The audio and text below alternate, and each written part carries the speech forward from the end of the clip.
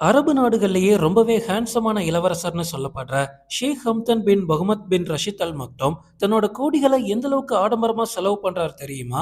இவர் தான் துபாயோட இளவரசர். இவருக்கு ஃபசா அப்படின்னு ஒரு செல்ல பெயரும் இருக்கு.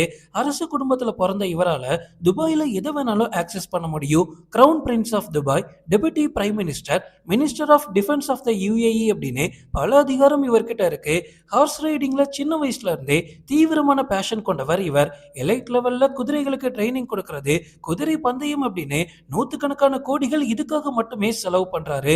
மில்லியன் டாலர் மதிப்புள்ள சூப்பரான யாக்ட், இவருக்காகவே கஸ்டமைஸ் பண்ண பிரைவேட் ஜெட் அப்படின்னு பலவிதமான சூப்பர் கார்ஸ் வரைக்கும் இவர் ஒரு டிராவல் பண்றதுக்கே பல கோடிகளை செலவு பண்றாரு. துபாய் பிரின்ஸ் வாழ்ற இந்த ராயலான பேலஸ் பார்த்திருக்கீங்களா? அரச குடும்பத்தோட மிக முக்கியமான நபர்கள் இங்க தான் வாழுவாங்க. எனக்கு இதுல ரொம்ப பிடிச்ச விஷயமே, இந்த பேலஸ்க்குன்னு சொந்தமா ஒரு பிரைவேட் ஜூ இருக்கு. ஃபசாக்கு வெக்கேஷன் அப்படின்னா ரொம்ப பிடிக்கும். தன்னோட மனைவி மற்றும் குழந்தைகள் கூட வெக்கேஷன் போறதுக்காக மட்டுமே மில்லியன் கணக்கான டாலர்களை செலவு பண்ணியிருக்காரு. சில வாட்டி சொந்தமா தனி தீவையே வாங்கியிருக்காரு.